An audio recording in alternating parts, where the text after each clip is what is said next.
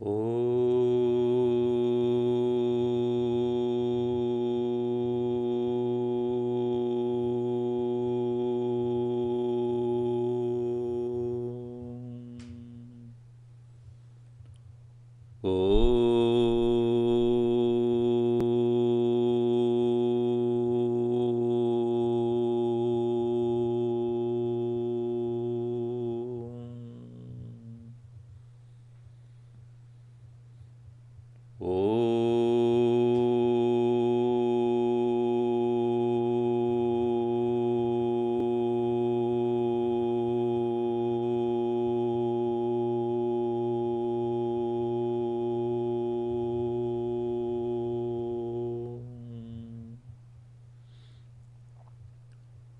ॐ सहना भवतु सहनौ भुनक्तु सह वीर्यं करवावहै तेजस्विनावधीतमस्तु मा विद्विषावहै ॐ शान्ति शान्ति शान्तिः।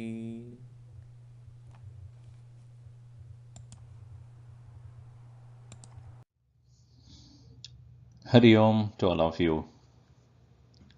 I hope you had a very interesting discussion about last session, which was conclusion of chapter 8 of Bhagavad-Gita.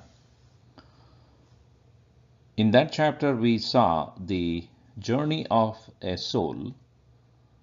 This is a traditional interpretation of things, of what happens to the soul after the end of physical existence.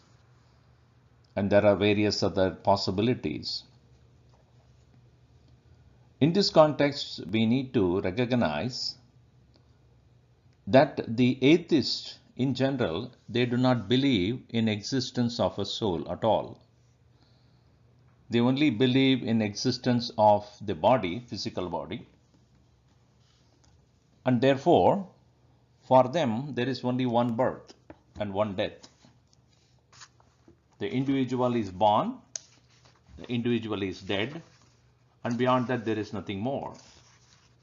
And therefore, their entire philosophy has been Khavo, pivo, maujudavo, meaning eat, make merry, and enjoy life. This is what most materialists do.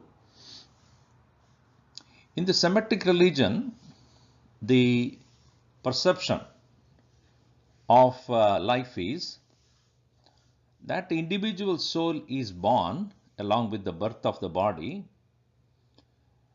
But the Christianity, Islam, and Judaism does not believe that the soul ends by end of body. No, the soul continues to exist even after the physical body is extinguished or removed.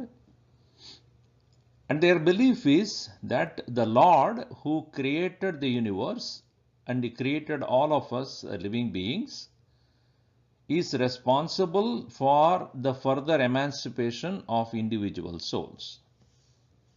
Which means the Lord decides what happens to the soul. Not your action, not what you have done. It is, if the God is pleased, then you will go to heaven. If he is displeased, you will go to hell. It's entirely his discretion. In the Buddhism, the soul exists in the body, and on enlightenment, the soul disappears and destroyed.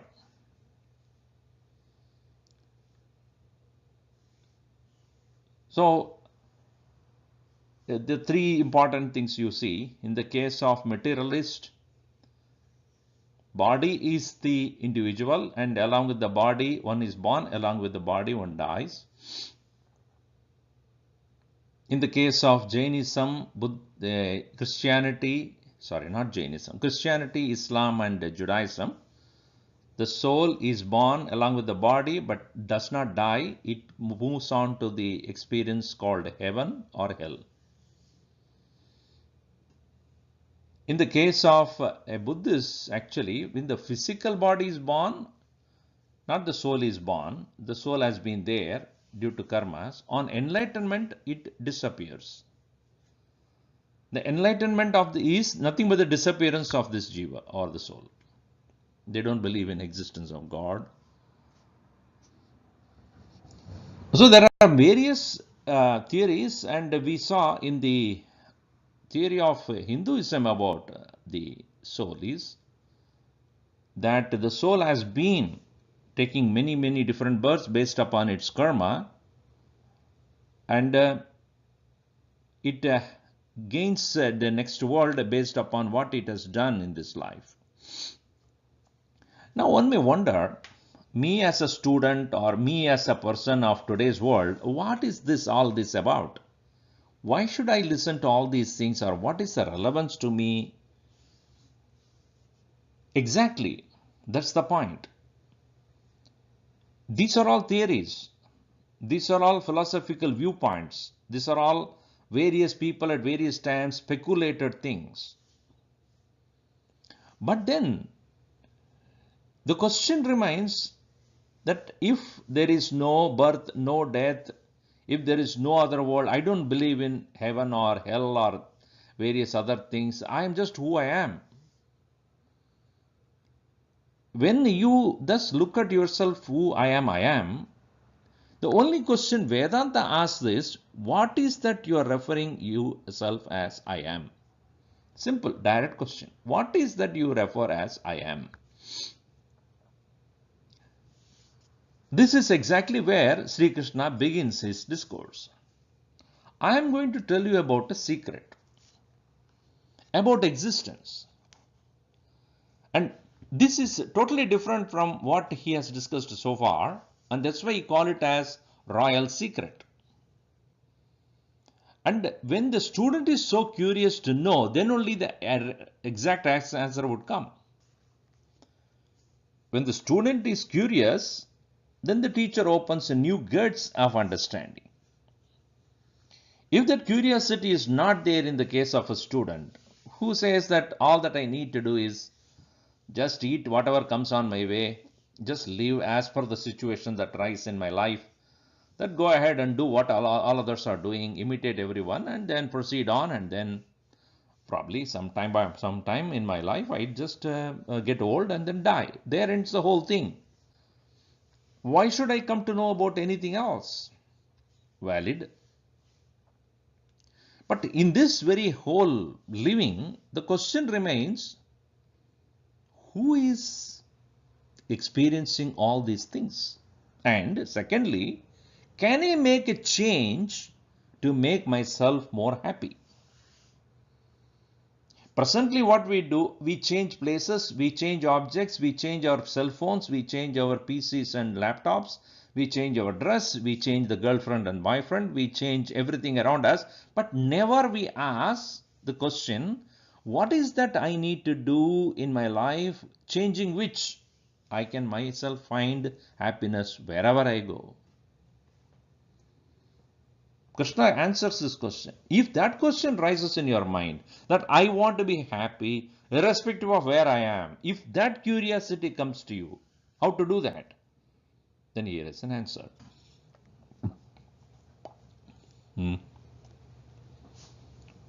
So further, Krishna says, I give out the secret about God to you because you are not sarcastic. To you who is not sarcastic, he tells Arjuna, because you do not disbelieve me, you are not cynical, you are not faithless, you are not doubting, you are trusting me, you are believing me, you want to know, and therefore I am going to give you that secret. About what? About the so-called God that is being worshipped in the temples and the churches and the mosques and vihars and wherever. What is the secret behind God? Because this secret has been making people for ages, from the time immemorial, from the time history has been written or known, people have been speculating about the Creator, about the nature of God, etc. But now I am going to tell you about that. And this is the most secret thing, and therefore I consider it a royal secret.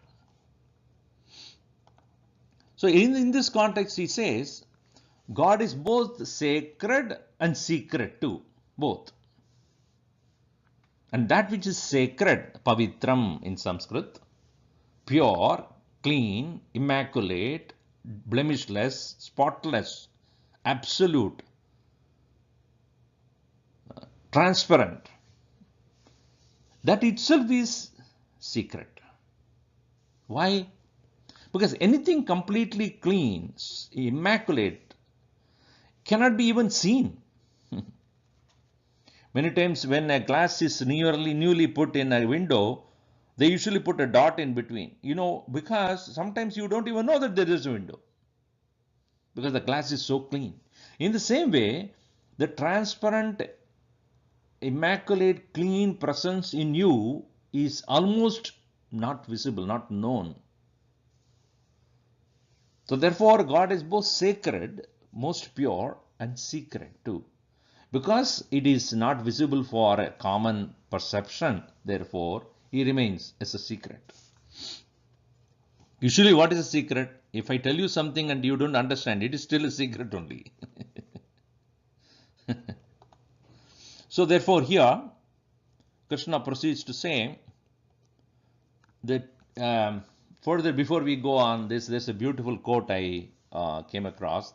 The teacher who is indeed wise does not bid you to enter the house of his wisdom, but rather leads you to the threshold of your mind, by Khalil Gibran.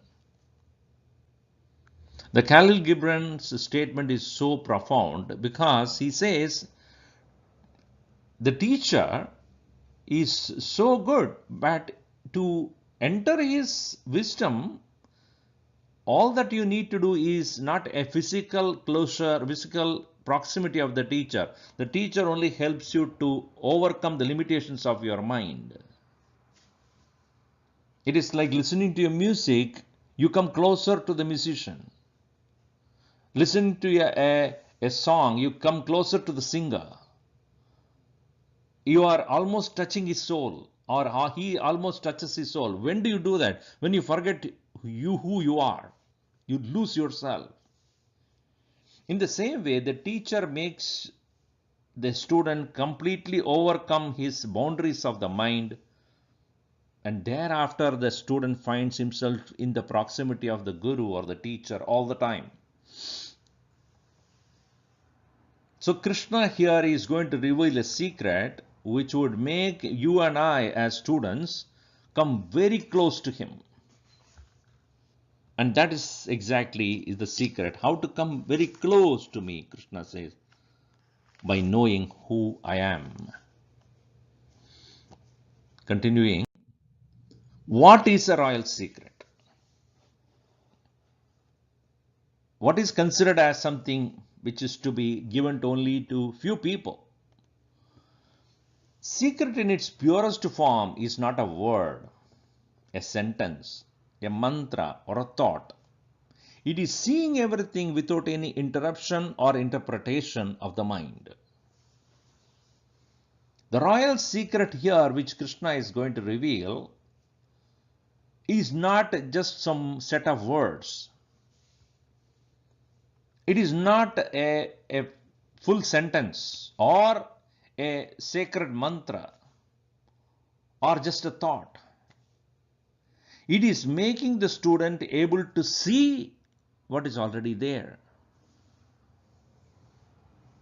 It is like a small child when it is learning alphabets and it is slowly learning how to say A,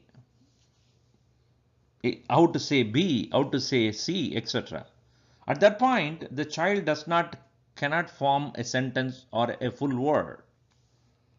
But slowly, as the child learns how to pronounce each letter, apple, it comes to know the word apple. That as soon as the child came to know about how to pronounce apple, the teacher places in front of him an apple. So now the child has a connection between what he says and what he sees.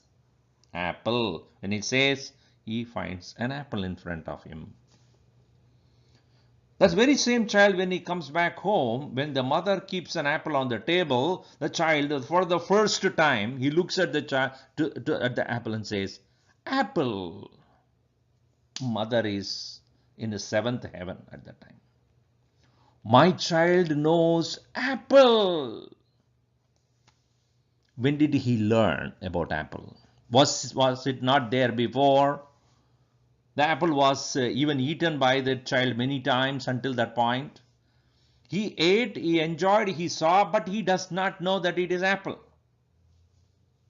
No, the child has learnt a language which had created an impression in the mind of the child. Whenever he sees that form of an apple, his mind immediately regards as apple. It repeats. Now tell me, is it the word created the apple or the apple created the word? Neither the words created apple. The letters did not create the apple, nor the apple created the word. Both of them are only references. The apple was there even before you knew the child knows that it is an apple. If the apple was not kept in front of the child, it would have just remembered the word, not the form. In the same way, when I say God, what comes to your mind? What comes to your mind?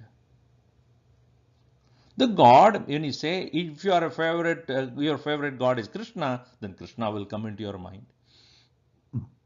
Somebody, it is Shiva, then Shiva will come to that person's mind. Somebody, it is Jesus Christ, immediately Christ will come into that mind. So the God is a word. But what you experience is what you have seen, what you know, what you have imagined. Okay, so in any object, there is always a form, a figure that has been representing anything that you utter or hear. Now, when I say I, what comes to your mind? I am. So I am is a letter or two letters, two words, I and am. So I am, when I say, what am I referring to? Am I referring to a particular part of my body? Nose, tongue, eyes, ears, head, chest, feet, hands. Which one I am referring to as I am? Even though when you say I am, you are referring to, you are putting your hand on your chest saying I am, but you are not referring to you as this chest. Are you referring to the physical body?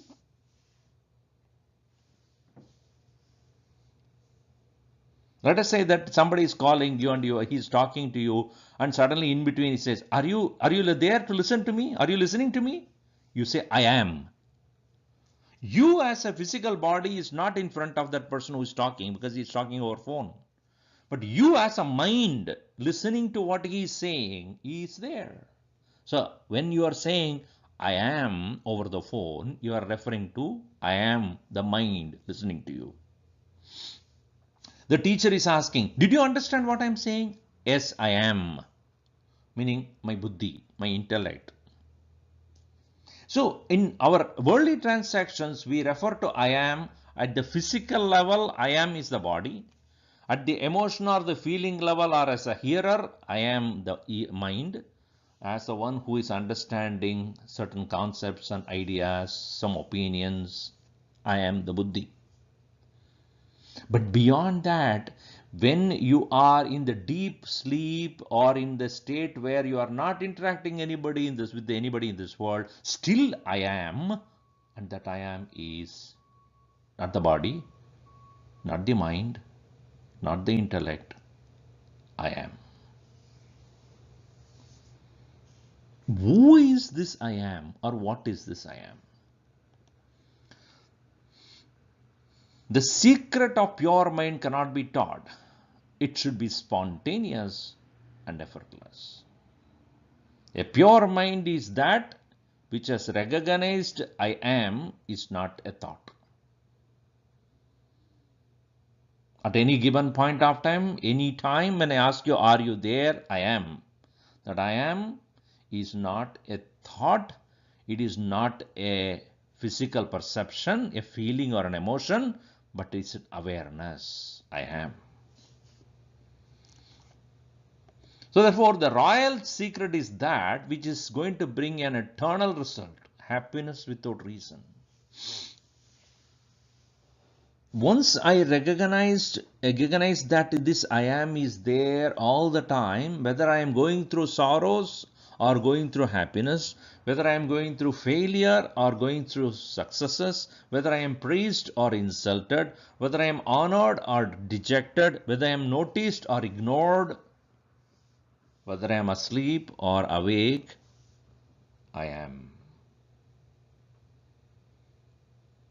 This awareness of I am is beyond seeking happiness and joy or sorrow or misery. It is of the nature of pure witnesshood, or in other words, it's ever present, never absent. And that which is ever present, never absent is truly blissful. And that is the secret which Sri Krishna is going to reveal in this as his own nature. The royal secret is a virtue, not a practice. It becomes as simple as breathing for an enlightened soul. It is not anymore something to be remembered. It is not something to be practiced. Just like, if I want to learn violin as a musical instrument, I have to take the violin as an equipment and sit in one corner and remember the teachings that is given to me by the teacher or the notes in front of me and keep on practicing, and at some point of time a tolerable music may come out of that. Or if I am asked to dance or I am in a particular sports, I have to practice it every day, go there to the sports club and then practice how to play that well, and then learn from somebody who's playing skill, who is good in that sport and teaching me as a coach. Then all those things, and then finally slowly I come to know the knacks, and then the way of doing that, the way of playing the game.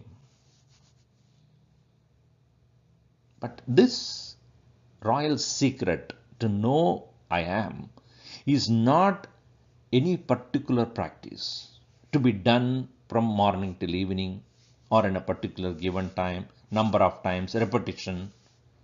It is not. It is shifting your awareness. And that choice, that shifting, the transformation is entirely upon the individual. The teacher can only show how to go about it, but to do or not to do, or not to engage in that shift of awareness, is entirely on the part of this student. And an enlightened soul is one who spontaneously, effortlessly remains in that awareness of I am. So therefore, the faith in the process of knowing this secret leads to the end of birth and death cycle. Because the physical body has to go through this endless process of birth and death, and that is the nature of matter. But the one who has gained enough faith, enough trust, and has experimented that in his own life, such a person goes beyond the birth and death, when it's said, beyond all the sufferings or all this trouble that is included in living as a human, living as any living being, as well as dying. That's the reason why Krishna says, I selected you, Arjuna, who is not cynical, critical, or unfaithful towards what I'm going to say. Only when you have the correct faith in what I'm going to expound, you will come to get a glimpse of that.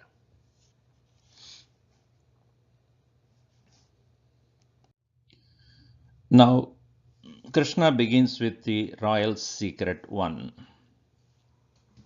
There are many secrets that he is going to reveal in this chapter 9. And An interesting thing is this 9 as a number is a very interesting number, as you all know in math. Anything you multiply with this number 9 will end in 9 only. 9 into 2, 9 times 2 is 18, 8 plus 1, 9. 9 times 3 is 27, 2 plus 7 is 9. 9 times 4, 36, 3 plus 6 is 9. 9 times 5 is 45, 4 plus 5 is 9. 9 times 6 is 54, 63, no, how much is it? 54, yeah, 5 plus 4 is 9.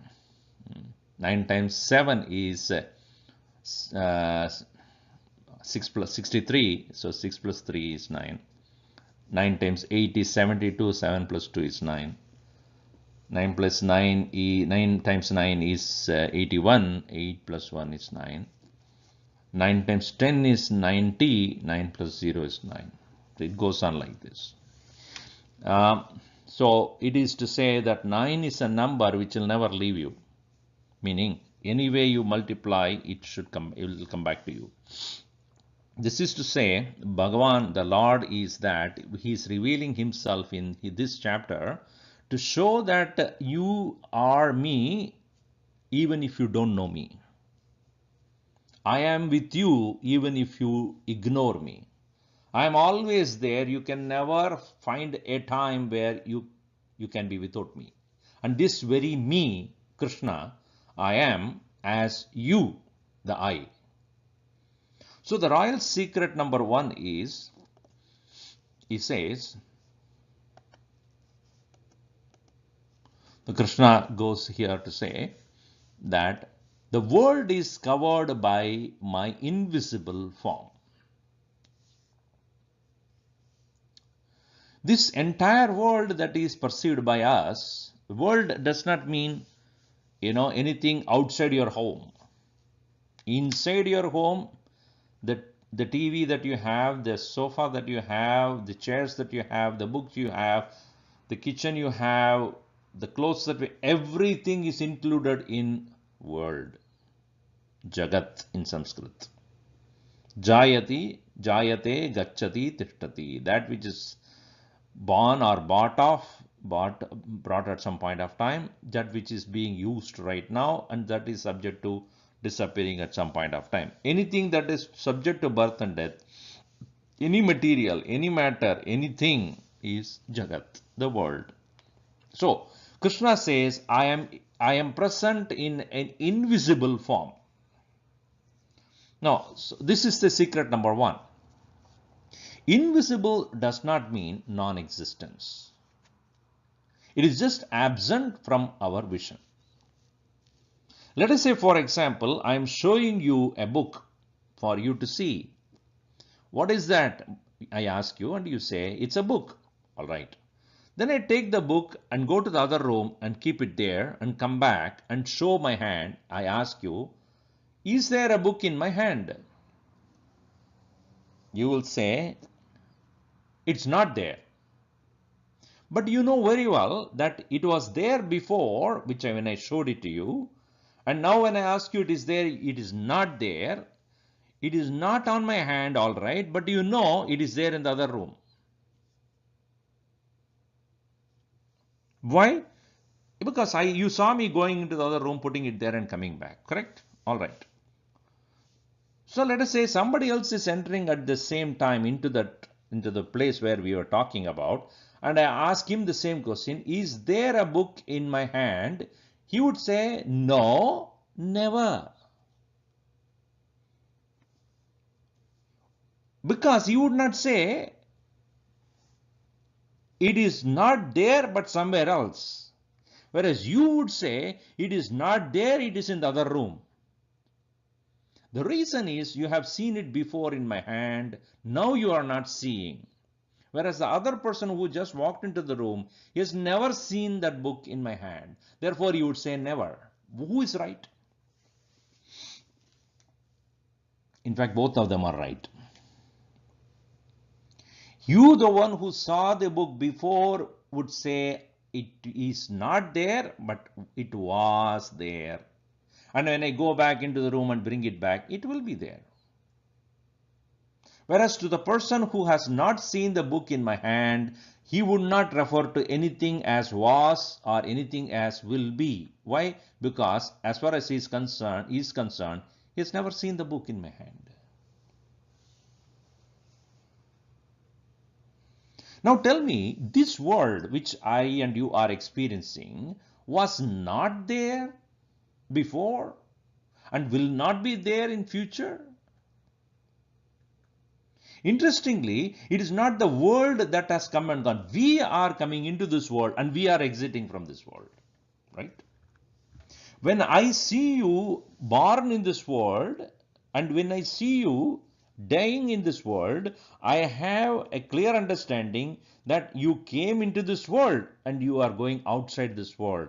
But if I little more intelligently, when I think about it, you came from somewhere and you are going to somewhere. Just like when I enter into this room, you did not see me before, but I should have been there in the previous room from where I entered into this room. And when I go out of this room, I am not going to be seen by you here, but I will be there somewhere. So Krishna says, the nature of God is that is not non-existent, but absent from your perception. So that very God which you worship in the temple or anywhere else is the same as I am, which never ceases to exist. It is always there, perceived at some point of time, not perceived at some point of time. Does not mean it is non-existent. When we realize that I am never a non-existent being, I'm always in some place or the other, visible sometime, not visible sometime, I realize that I am immortal, not subject to death.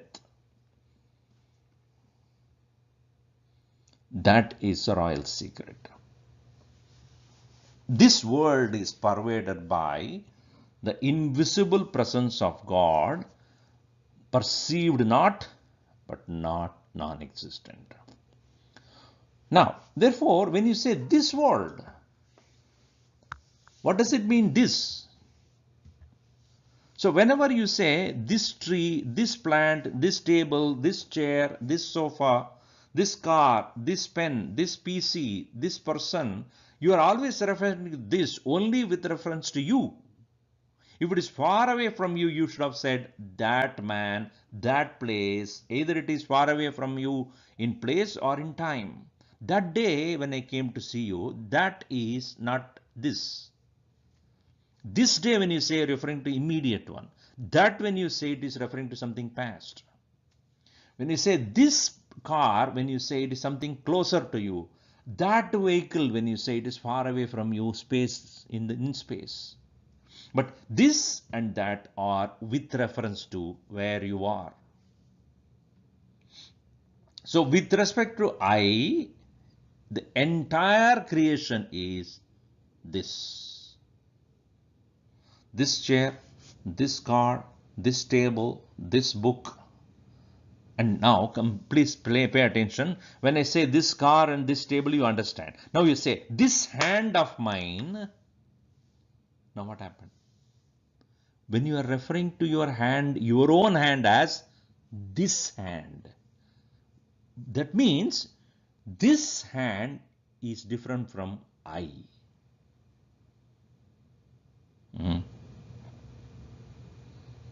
I am seeing this hand. That means I am is different from the hand, which part of my body is this, the world. And now you say, this thought is very disturbing me. This thought. What is this thought? That means I am different from the thought which is torturing me. This thought. Therefore, I am is different from this. So, I am is Bhagavan, the God, and this is the world. You understand? When they come together, there is life. The life in this world is nothing but God and the matter coming together.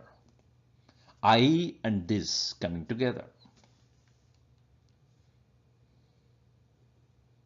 If I am not there, this body cannot exist.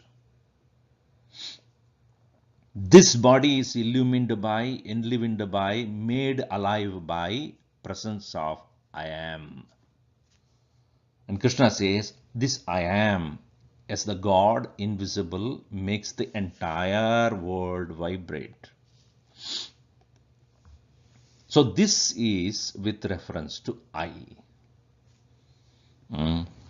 So if you can just follow this understanding, you realize so-called God that is being worshipped and praised and prayed and meditated upon is none other than the one who is pulsating in me as I all the time. So therefore this world is already within the scope of I, which remains invisible presence in all of us. Invisible, not non-existent. This to be understood very clearly. It is, but not known. It is, but not seen. It is not externally available as an object. So Krishna referring to himself as the I that has no form. Krishna is not referring to himself as the son of Vasudeva and Devaki. Krishna refers to himself as the self, the I. Just like the president of a country, when he says, I am the president of this country, what he is referring to is not himself as a person, but himself as a president or a prime minister. So whenever he is referring to, Krishna refers to himself as I am, he is not referring to the physical body which is born out of Vasudeva, or a brother of Balram, or a husband of Rukmini. No, he is referring to himself as I, the invisible presence of God.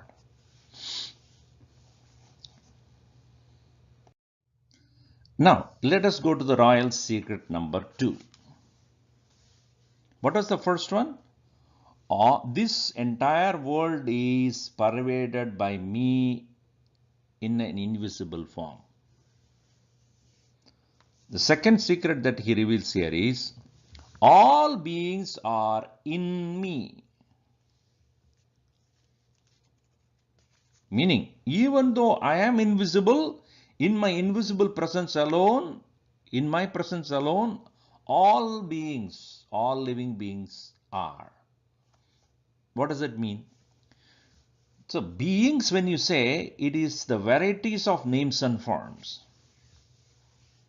If the gold is saying, all ornaments, rings, bangles, necklaces, bracelets, everything is in me. Meaning, I, the gold, itself is appearing as various forms of ornaments. So even though you see one ornament different from another, a bangle is not the ring, ring is not the necklace, necklace is not the bracelet, etc. But there is an underlying presence called gold. When you take it to a goldsmith, he doesn't care whether it's a bangle or a ring or a necklace, he will only weigh gold. In the same way, you are in front of a Mahatma, he doesn't look at you as a man or a woman, girl or a boy, educated or uneducated, literate or illiterate, beautiful or ugly, Christian or Muslim, rich or poor. He doesn't care. Smart or intelligent, smart or idiot. No, you are essentially you are I am, an expression of I am, an expression of God. First thing. Everything else comes later. Now, if I ask you this question, are you a man or woman, or are you a human being? You will definitely say, I'm a man, I'm a woman or a woman, but I am a human being. So first thing is I am a human being. Then the physical form decides whether I am a male or female. The physical, you are a human being before you became a Hindu or a Christian or a Buddhist. You are a human first. Your belief may be Hinduism, your belief may be Christianity or Islam. That is secondary. Primarily, you are a human.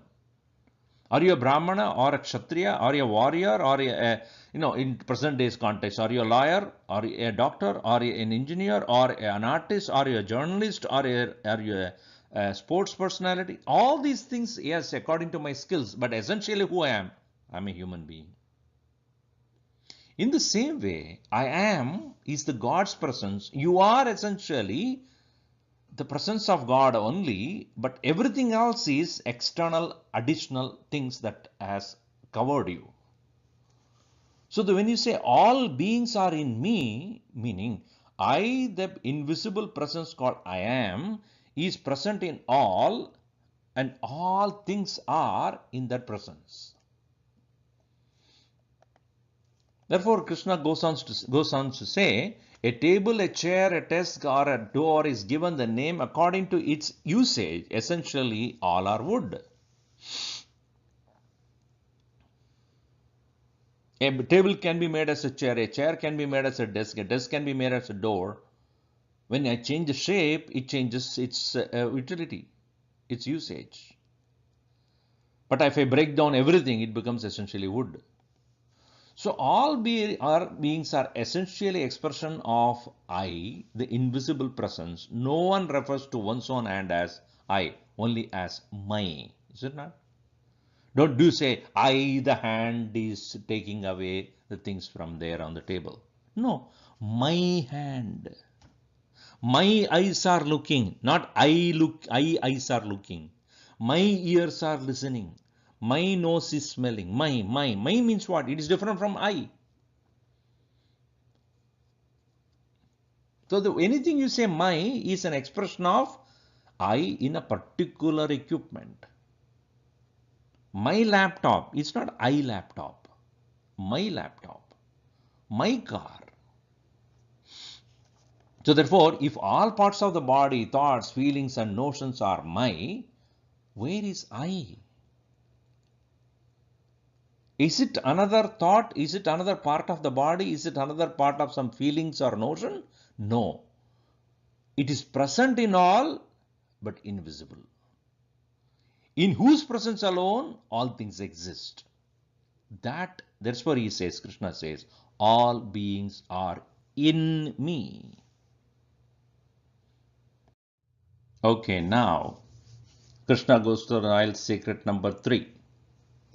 The royal secret number 1, I don't want you to forget that. I pervade this entire world in my formless presence. Second, they are in me. They means the entire world. All living beings are in me. Okay. Now the third secret that he is revealing here is, I am not in them.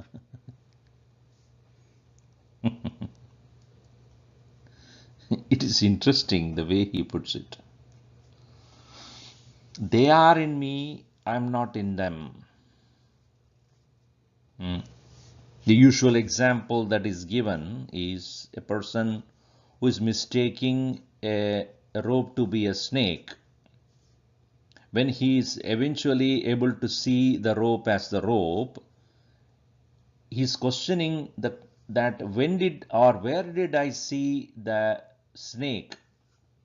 The snake that was seen by him before he came to know that it was a rope was in his mind, not on the rope at all at any time.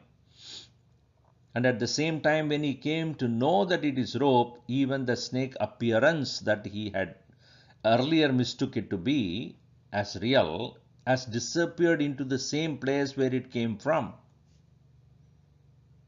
Just like the notion of the snake was projected on that rope, And when he came to know about the rope, this notion of the snake has disappeared in his mind, no doubt.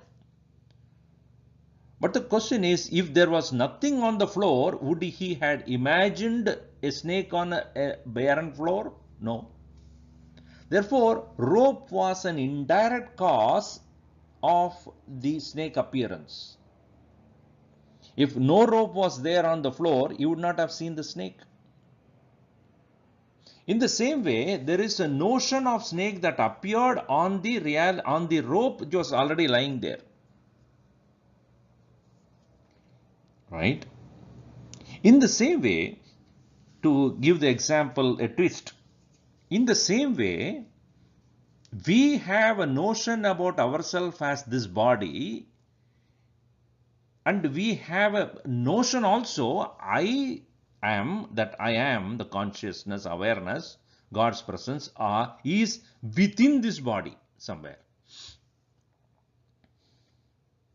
But Krishna says, I am not in you. Oh, I just now heard that you are saying that you are in, they are in me. Yes, I am not in them. I am not in them. When he says, what he means by that is, I am not limited by the body through which I am expressing. Just like the power that is supplied to a bulb which becomes a light, the light is expressed through the bulb, the expression of the current in the form of a light in the bulb. But I am not the light. Why? In my presence the light is, because the bulb is in touch with me. If the bulb is not there, light will not be there. But that doesn't mean I am not there. The bulb is not in touch with me, and therefore there is no light. When the light is not there, don't conclude that current is not there. In the same way, life is an expression in the body. The Lord is expressing as life in this body. When the body is gone, life is not there, Lord is still present. Because I is not an object. It is a subject. It is all pervading presence. Therefore, it cannot go as though move away. So, I is not known to anyone other than you. Even you know the I with reference to a thought only. Just like the light is known only with, the current is known only with respect to the expression called light in a bulb. When we detach the bulb from the current, what happens to the light? Light is not there. Bulb is not connected to the current. But if you want to know whether the current is still running or not, you put your hand. In the same way, when the body is not blessed by the presence of consciousness, the life as though has come to an end. But when the body falls away, life is no more, but the consciousness continues to be. Gurudev used to give the example of a golden ring is gold as a ring. Cannot separate both of them. If you cannot say ring I will take, you gold you take. That cannot be separated. Because gold is ring, ring is gold. In the same way, consciousness is expressing as is, and with respect to the body, it is expressing as life. And in me and you, we all know as I am. But this I am that I know is also only with reference to I am happy, I am unhappy, I am tall, I am short, I am awake, I am asleep, I am dreaming, I am bored, I want, I don't want, I am upset. All that is going on continuously from the time you are awake till you go to bed. All these are all known as I only in the form of thoughts.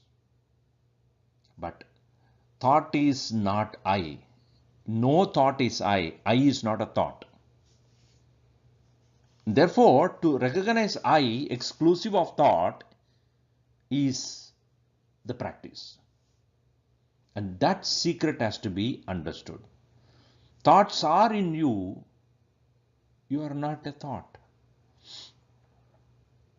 No thought is you, good or bad. I'm thinking good about everybody. That thought is also not you. I'm very bad. I'm thinking negative about everybody around me. That is also not you.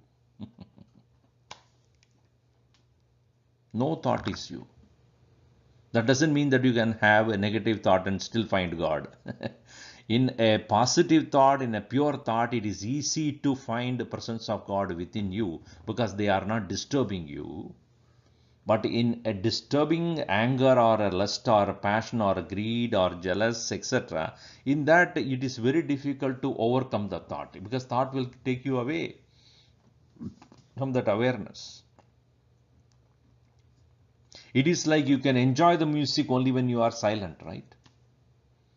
If there are so many other things that are sound are coming all over the place, your music cannot be heard. That's why when the musician starts, before he starts tuning. Not only the instrument, his mind also. He starts to tune his mind and the string in the instrument. And or a singer starts tuning himself to the background that is going on. And slowly, when he is able to synchronize himself with that tone of the instrument or tambura behind, he begins his music. In the same way, you are sitting in an auditorium or sitting in a place where this singing is going on. If you tune to that music of that individual, then you are able to enjoy that because you are silent and you are able to enjoy the music. If somebody is talking to you next to you and talking to you, then you obviously won't enjoy the music because you are not in tune. In the same way, when the thoughts subside, consciousness is experienced. And thoughts can subside only when they are not disturbing thoughts. So a positive thought is a means to quieten the mind, and in a quiet mind, consciousness is experienced as is. So I is present always. There is no birth or death. But the birth and death are seen to be the expressions of the I in the form of life. Therefore, when somebody dies, life has ended. And when somebody is born, life has begun. When you put the bulb, light has begun. When you remove the bulb, light has ended. But that does not mean current has ended. So I is the witness in your sleep, dream, waking, yet it is not any one of them. Once you get the knack of understanding these statements of Lord as secrets, they are not secret, but they are subtle. Because they are subtle, very difficult to understand without a mind paying complete attention to it, it appears as though that it is difficult. It is not. It requires attention. We'll see more of it in the next session. Right? Om Sarve Bhavantu Sukhinah Sarve Santu Niramayah Sarve Bhadrani Pashyantu Ma Kaschid Dukkha Bhavet Om Shanti Shanti Shanti Harihi Om Shri Gurubhyo Namaha Harihi Om. Please discuss on these three secrets so it will be easy for you to recall them when we meet again, not this next week, the following week.